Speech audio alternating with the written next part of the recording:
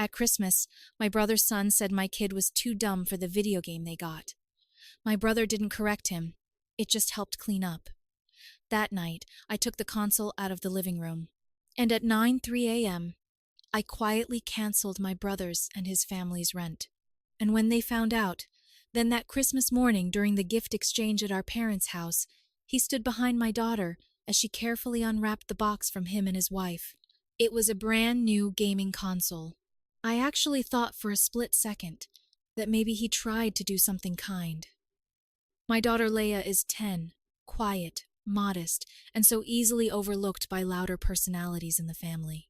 She smiled at the box, running her fingers along the picture on the packaging like she was trying to memorize it. That's when Evan leaned in, his breath close to her ear, and said, "You wouldn't get this game anyway. You're too shy for it." Too slow, Leia froze. Before she could even process it, Tyler, his 1-2-year-old, chimed in. "Yeah, you just mess it up." It was one of those moments where time stretches. My parents were still chatting over coffee. My mom was passing cookies around, and I was waiting for Evan to correct his kid or at least soften what he just said. Nothing. He didn't even glance at Leia. His wife smirked like it was harmless fun. I didn't make a scene.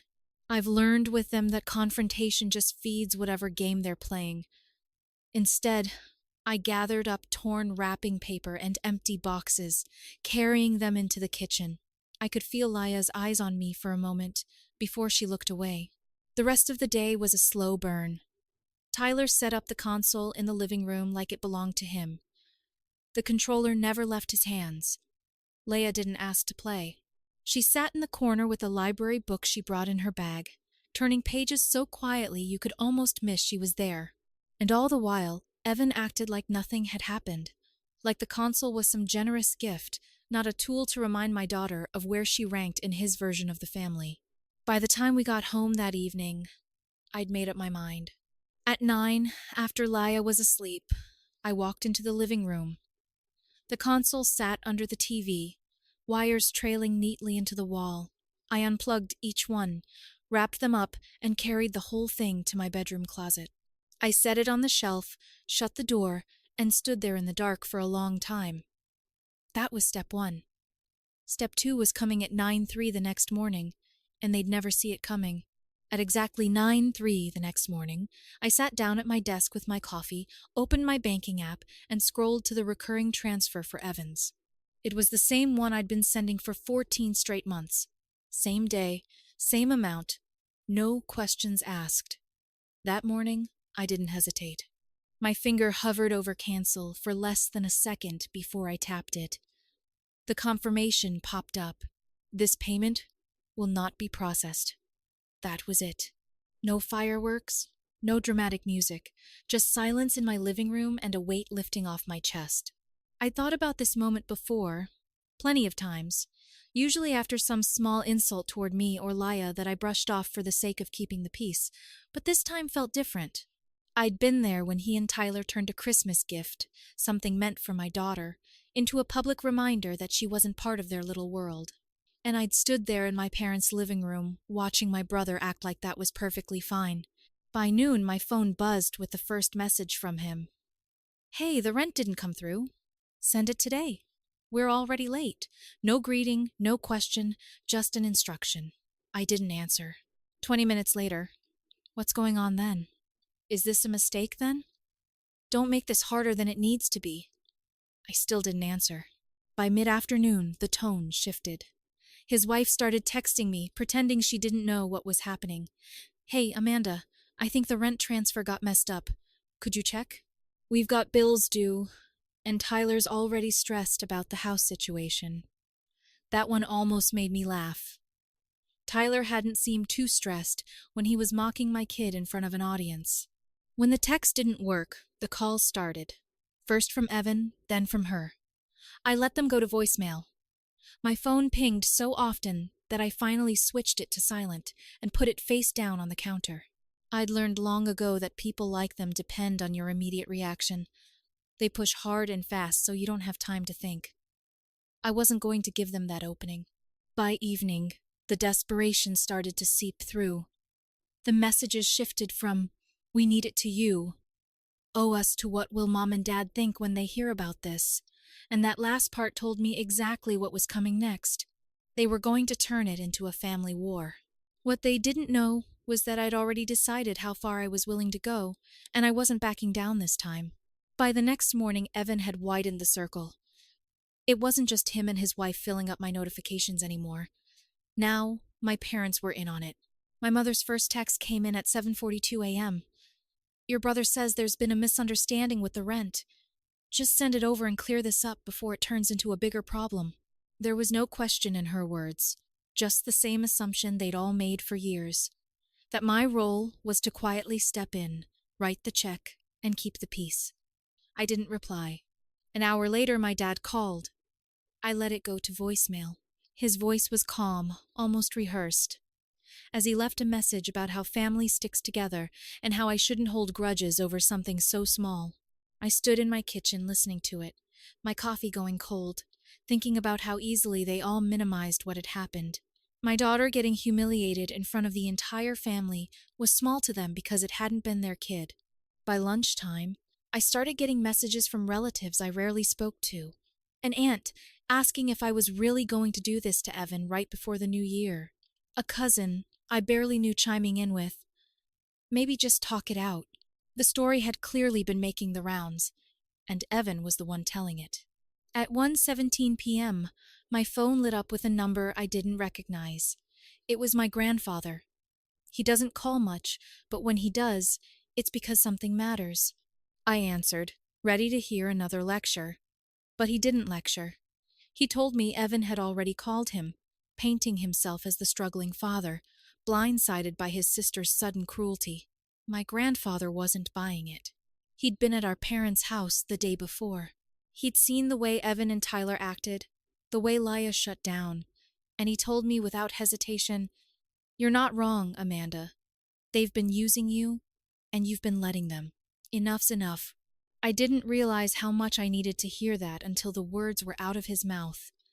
For the first time in 2 days, I felt like I wasn't standing in this storm alone. That sense of relief didn't last long. By early evening, there was a knock at my door. When I opened it, Evan was standing there with Tyler. Tyler was holding the console, looking uncomfortable, muttering something that sounded halfway like an apology, but with no weight behind it. Evan said they decided to give it back to Laya, as if handing over the box somehow erased everything else.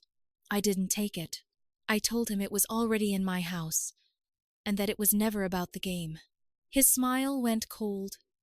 He started in about how I was punishing his son for just a joke, and how I was blowing things out of proportion. I didn't argue. I simply told him I was done with the rent, with the handouts, with letting them treat my daughter like she was less than. He stared at me like he couldn't process the words. And then I saw it, that flicker when he realized the rent money wasn't coming back. Not this month. Not ever. The day after Evan stood at my door with the console, things went quiet. At least toward me. I should have known that didn't mean he was backing off. It started that afternoon when I picked Leia up from school. She walked toward the car looking puzzled, holding a small paper bag. Inside were 3 colorful, game-themed keychains and a folded note. The note was in Tyler's messy handwriting. "You can come play at my house if you get your mom to stop being mad. Bring the game back too." I asked her where it came from. She said Tyler handed it to her at lunch and told her to think about it. It wasn't an olive branch. It was bait. A 10-year-old shouldn't have to be the middleman in a financial battle between adults, but Evan had no problem putting her there. That evening, my phone lit up with a number I didn't recognize.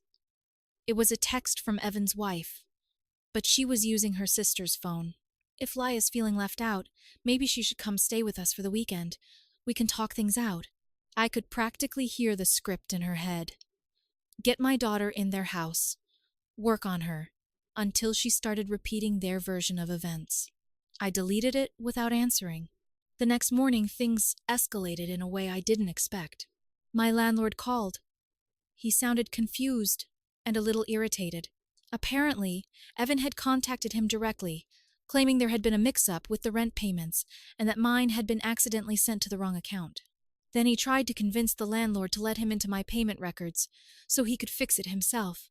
The landlord shut him down immediately and told him if he had any further complaints he needed to take them up with me, then called to give me the heads up. By that afternoon, extended family started weighing in again, but the tone had shifted. My cousin Ben called to say Evan was telling everyone I had taken Christmas away from the kids by keeping the console. In his version of the story, it had been a joint gift for both Tyler and Leia, and I'd snatched it out of spite. He left out the part where they told my daughter she wasn't smart enough to use it. Then, just as I was bracing for another exhausting night of ignored calls and texts, there was a knock on my door. It was my grandfather. He doesn't show up without a reason. And when I opened the door, I could tell he'd come straight from Evan's house. He stepped inside and set a grocery bag on the counter. Inside were Laya's favorite cookies, a small puzzle set, and 3 books he thought she'd enjoy. Then he told me exactly what had just happened. He'd gone to Evan's, listened to him and his wife try to justify everything, and then, in his words, cut through their nonsense. He told them point blank they were done embarrassing themselves, and that if they kept dragging me and Laya into their games, they'd be dealing with him directly. That hit harder than I expected. My grandfather has always been the quiet, keep-to-himself type, but when he takes a side, he doesn't waver. Knowing he'd gone there, looked Evan in the eye and told him to stop. That was the first time since Christmas morning that I felt some of the tension in my shoulders ease. That night, Laya sat at the kitchen table eating one of the cookies and reading one of the books. For the first time in days, she smiled without hesitation. I should have enjoyed that moment more than I did, but I knew Evan well enough to understand he wasn't finished. And I was right. By the end of that week, the chaos was starting to wear thin, not because Evan had given up, he was still pushing, but because each new attempt seemed to chip away at whatever sympathy he still had from the rest of the family. The more he talked, the more people started noticing how much he'd been leaning on me all along. His last big move came on a Friday evening. I was at my parents' house, sorting through a box of old photos my mom wanted me to digitize. The front door opened, and Evan walked in, clearly not expecting to see me there. He froze for half a second, then shifted straight into what I can only describe as performance mode. He started talking about resolving this, and how the rent thing had gotten blown way out of proportion. He didn't even bother acknowledging what happened on Christmas. It was as if the only problem worth fixing was the missing money. I stayed sitting at the dining table sorting photos and told him plainly that nothing had been blown out of proportion. I'd made my decision, and I wasn't reversing it. That's when he pulled out what he clearly thought would force my hand, a stack of printed screenshots. They were all messages between us from the past year, every single time I'd agreed to cover his rent or bills. He'd even highlighted parts in yellow like it was a legal case. He claimed it was proof I'd committed to supporting him until he got back on his feet, and that I was breaking my word by cutting him off. Before I could respond, my grandfather, who had been sitting quietly in the corner reading the paper, folded it and set it down. His voice was calm, but it left no room for argument. He told Evan those screenshots didn't prove any kind of obligation. They proved I'd been far more generous than most people would have been. Then he leaned forward and said something that cut the air in the room. Support is a privilege. When you start treating it like a right, you've already lost it. The room went silent. Evan shifted uncomfortably, his eyes flicking to my parents for backup, but they said nothing. My grandfather didn't look away, just waited. After a moment, Evan stuffed the papers back into his folder, muttered that he had things to do, and walked out. That was the turning point. The calls stopped. The group text from relatives slowed to a trickle, and when they did come, they were more awkward than confrontational. It was like everyone had realized there was no reversing this. That weekend, Laya and I finally set up the console, not in the living room but in her bedroom. We spent hours figuring out the controls, making mistakes, laughing every time we fell off a digital cliff. She kept looking at me with that small smile she gets when she knows something is truly hers. No one hovering over her shoulder. No one telling her she's too slow or not good enough. Evan never apologized. He never admitted he was wrong. But it didn't matter anymore. He understood now that the free ride was over. And more importantly, Leia understood that I would stand between her and anyone, family or not, who tried to humiliate her. The money I'd been sending him each month stayed in my account. The peace in my house stayed in place. And for the first time in years, I didn't feel like I was carrying someone else's weight. In the weeks after that Friday night at my parents' house, the ripple effect started to show. Evan didn't come around much anymore. At first, my mom covered for him, saying he was too busy or dealing with a lot, but little pieces of the truth started leaking out from other relatives. He and his wife had been scrambling to pay their rent on time. They'd sold their second car. A friend of his told my cousin they'd pawned their TV and gaming setup. Apparently, the same console he tried to use to humiliate my daughter ended up sitting in a pawn shop window with a bright orange price tag on it. I didn't celebrate. I didn't send any "I told you so" messages. I just carried on with my life. The silence from their end was enough. One afternoon, my grandfather called. It wasn't about Evan, at least, not at first. He just asked how Leia was doing, how work was going, whether I was sleeping better lately. And then he said, almost in passing, that Evan had been over to see him. According to my grandfather, Evan admitted things were tight, but refused to explain why, still trying to save face. My grandfather had just nodded and told him, "When you burn bridges, you don't get to complain about the walk." Meanwhile, Leia seemed like a different kid. She started inviting her best friend over every Saturday, and the two of them would disappear into her room for hours to play the console. I'd hear bursts of laughter through the door, the kind that comes from being completely at ease. That sound meant more to me than any apology from Evan ever could. Then came the moment I knew the shift was permanent. My mom decided to host a Sunday dinner. Small, just immediate family. I didn't expect Evan to show up, but he did. Only he was different. No leaning over Leia's shoulder. No casual jabs disguised as jokes. No territorial posturing around me. He kept his distance, spoke only when spoken to, and didn't bring up the rent once. It wasn't an apology, but it was an admission in its own quiet way. The balance had changed, and he knew it. On the drive home that night, the streetlights flashing through the windshield, I realized something important. For years, I'd confused silence with peace. I thought keeping the peace meant letting things slide, absorbing every little cut for the sake of family harmony. But peace isn't the absence of conflict.